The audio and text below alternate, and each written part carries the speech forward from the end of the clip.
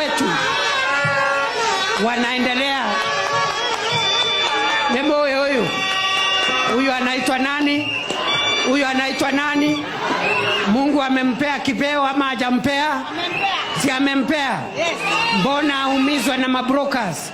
Mbona aumizwa na makampuni ya simu? Mbona aumizwa na wale wanatumia skiza yao? Lazima wapate haki yao kama wale watu wengine ambao wanataka jasho yao ili waelimishe watoto wao. Tuendelee kutetea hawa jamaa. Tuendelee tusiendelee.